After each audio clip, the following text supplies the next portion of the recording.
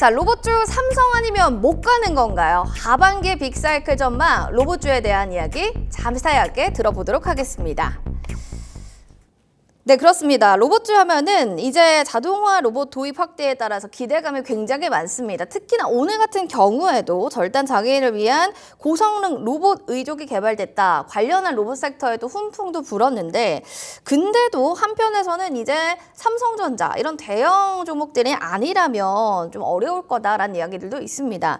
자, 이주연 대표님께 한번 여쭤보겠습니다. 최근에 로봇주들의 급등, 이런 흐름들이 삼전 덕분이다 라고 하는 분들도 계시는데 그렇게 생각하시나요? 일단은 뭐 반등을 촉발시킨 계기는 좀 삼성전자가 크지 않았나라고 생각을 하고는 있습니다. 일단 삼성전자가 이번에 실적이 굉장히 잘 나왔잖아요. 영업이익이 뭐 예상치를 훨씬 뛰어넘어서 10조가 넘어서서 발표를 했습니다.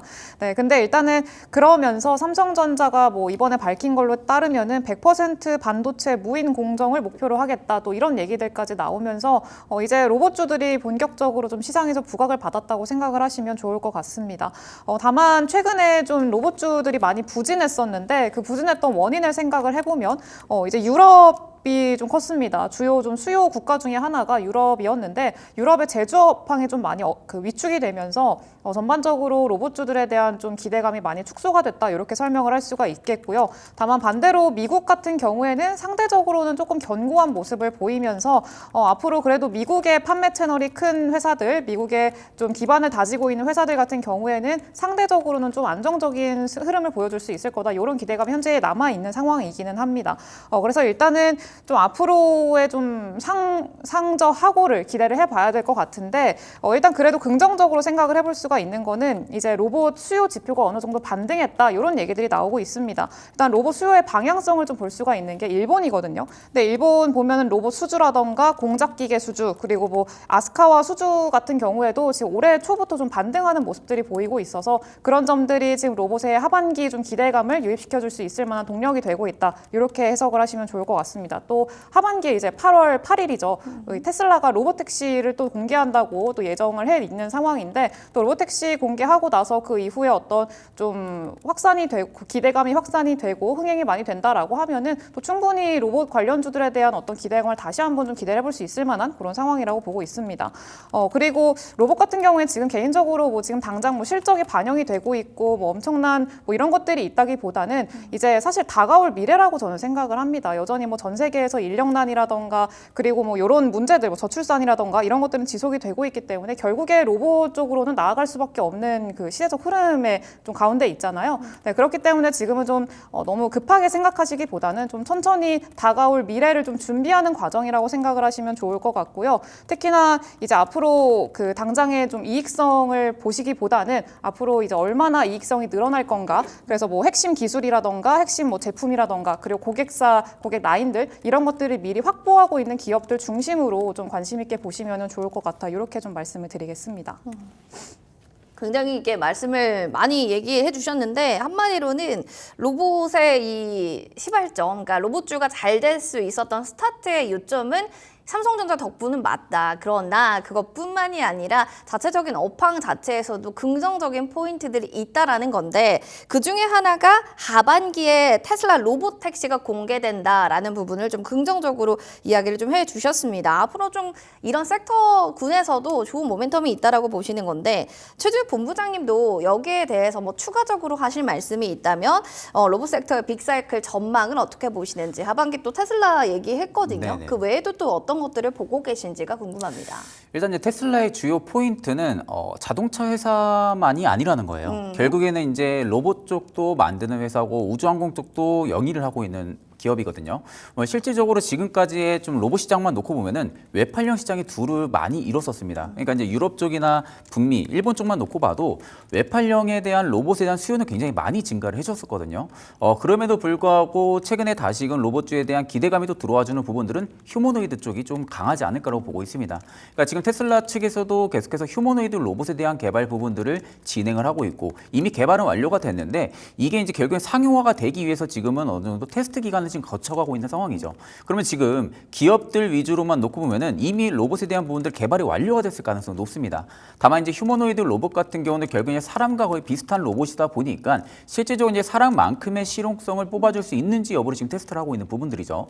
만약에 이 테스트 부분들을 거쳐서 결국엔 상업화가 된다고 할 경우에는 실질적으로 휴머노이드에 대한 로봇 수요는 폭증할 가능성이 굉장히 높다고 봅니다. 그러니까 결국에 이제 앞전에 이제 대표님 말씀하신 것처럼 인력난 부분들은 갈수록 심해지고 있는 상황이거든요.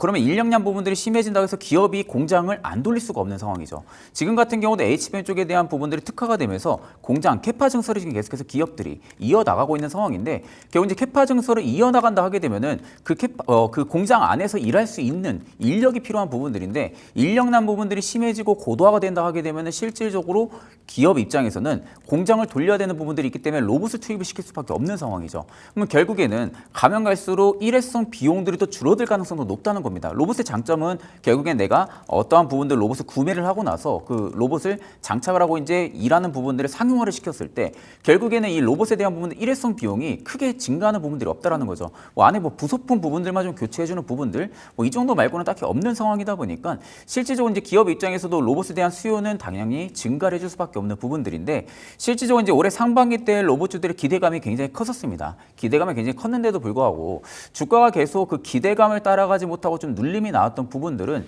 실질적으로 지금 그 기대감만큼 그러니까 이제 밸류만큼 성과가 안 나오는 거죠. 그러니까 상반기 때 그만큼 기대 심리가 높아가지고 투자 심리도 많이 높아져 있었던 상황에서 밸류는 이미 업이 되어 있던 상황이었죠. 밸류가 지금 업이 되어 있는 상황에서 결국에는 결과물이 좋지가 못하니까 결국 주가는 다시 아래로 내려가는 그런 현상들이 굉장히 좀 많이 나왔었습니다. 그러니까 실질적으로 이제 상반기 때는 고금리에 대한 부담감도 분명히 컸을 거고요. 거시적인 경제에 대한 불확실성 이슈들이 워낙 많았었다 보니까 그런 부분들이 로봇주에 대한 좀 투심을 조금 더 약화를 시켰던 부분들인데 일단 우리가 이제 로봇에 대한 수요 반등을 확인하기 위해서는 일본의 야스카와라는 기업의 실적 부분들이 올라와 주는지를 체크를 해야 됩니다.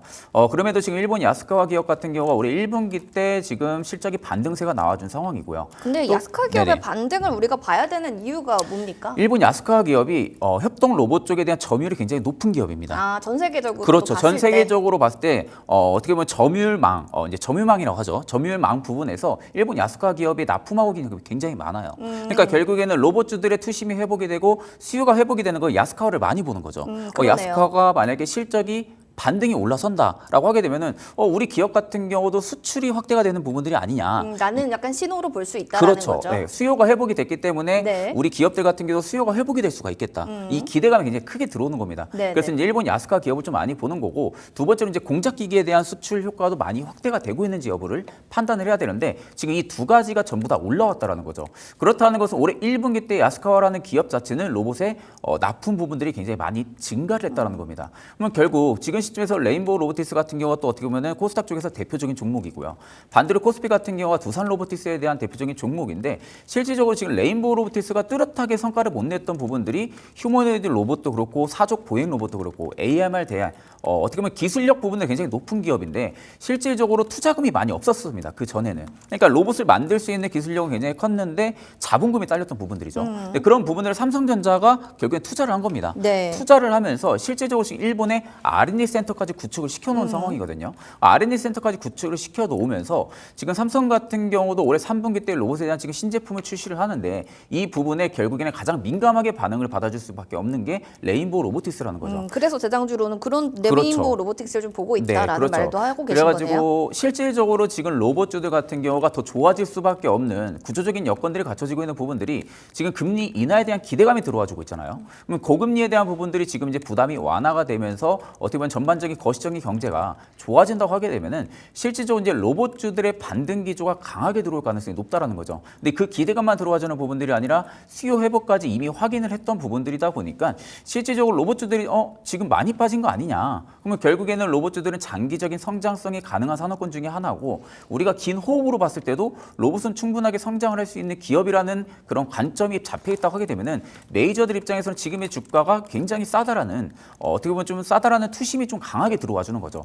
그렇기 때문에 저는 오히려 상반기 대비 하반기는 좀 압도적으로 어느 정도 좀 주도적인 산업으로 자리 잡기는 힘들겠지만 수급은 분명히 들어와 줄 가능성이 높다라는 지금은 관점을 가지고 있습니다. 두 분 다 관점이 비슷해요. 로봇주에 대해서 좀 긍정적으로 보고 계시고 단기간이 먼 장거리로 본다면 그 호흡을 길게 가져갔을 때는 분명히 미래에 대한 가치 투자할 만하다라고 좀 보시는 것 같습니다. 자, 긴 호흡으로 좀 보시면서 제일 중요한 거는 아무래도 로봇 기업에서 점유율 가장 높은 기업, 야스카 기업의 반등세가 나오는지를 관점 포인트로 좀 보시기 바라겠고요. HBM 증대가 많아질수록 그렇게 공장이 많아지면 여기에 대한 로봇주, 로봇에 관련한 이야기들이 더 많이 폭발적으로 시세가 나올 거다라는 또 이야기들도 해주셨습니다.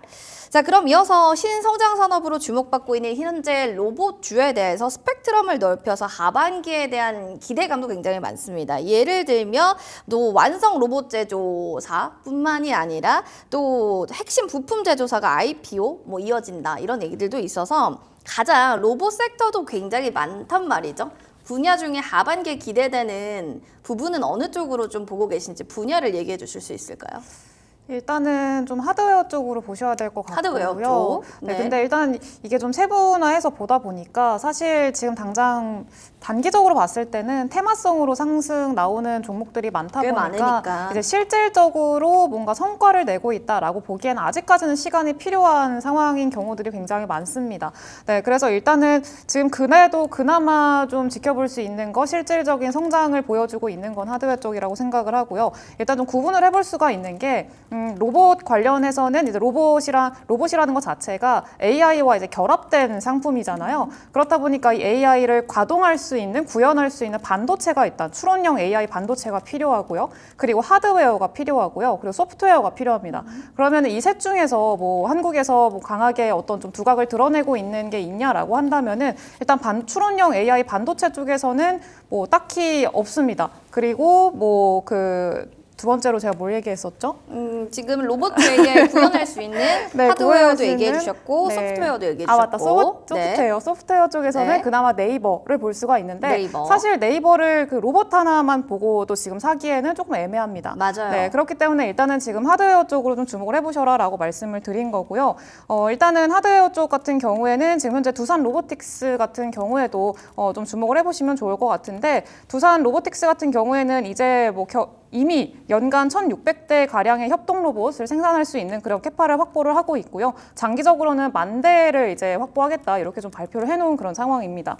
그리고 또 이제 로보티즈 같은 경우에도 이제 LG전자가 이제 그 지분을 보유하고 있는 그런 회사인데 로보티즈 같은 경우에도 휴머노이드에 필수적으로 들어가는 부품이죠. 액추에이터를 판매하고 있는 그런 기업입니다. 그래서 이제 하드웨어 쪽으로는 이쪽으로 좀 주목을 해보시면 좋을 것 같고요. 그리고 난 진짜 잘 모르겠다라고 하신다면은 전 대기업과 연관이 돼 있는 대기업이 하고 있는 쪽을 좀 따라하면 아무래도. 좋다고 생각을 합니다. 네. 일단 현대 같은 경우에는 일단은 최근에 아틀라스도 보유를 하고 있고요. 네. 그리고 보스턴 다이나믹스도 보유를 하고 있죠. 그리고 LG 같은 경우에는 로보티즈, 로보스타 보유를 하고 있고요. 최근에는 SK가 이제 유일 로보틱스도 이제 유상증자를 통해서 지분을 확보한다 이런 이슈가 나왔었는데 요거까지 좀 확인을 해보시면은 일단은 대기업이 좀 투자를 했다라는 것 자체만으로 어느 정도 좀 그 자금을 확보했다라고 좀 해석을 할 수가 있을 것 같고요. 그리고 뭐 레인보우 로보틱스 너무나 많이들 아시니까 그거는 뭐 맞아요. 패스하고 넘어가도록 하겠습니다. 그래서 일단은 대기업이 좀 보유하고 있고 지분을 투자하고 그래서 자금을 어느 정도 확보해서 앞으로의 어떤 성장 여력이 있는 그런 기업들에 좀 주목을 해보시면 좋겠다 이렇게 좀 말씀을 드리도록 하겠습니다.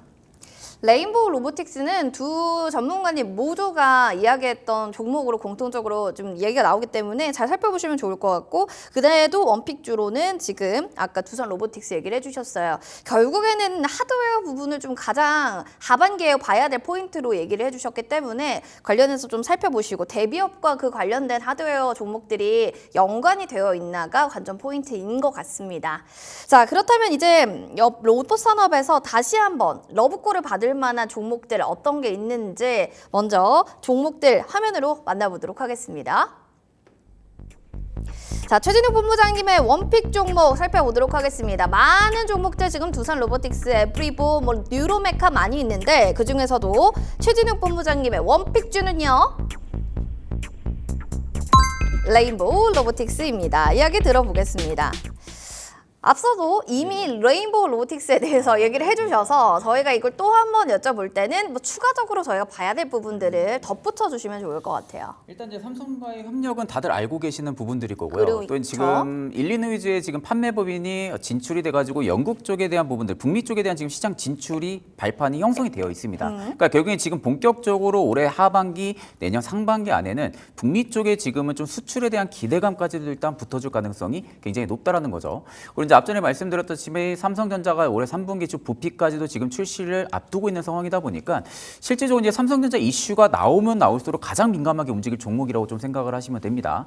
그래서 이미 이 기술력 부분들은 입증이 되어 있는 기업이잖아요. 뭐 AMR부터 사족 보행 로봇, 휴머노이드까지 지금 다방면의 기술력을 가지고 있는 기업이기 때문에 실질적으로 지금 휴머노이드 로봇까지도 개발이 지금 완료가 된 것으로 저는 알고 있거든요.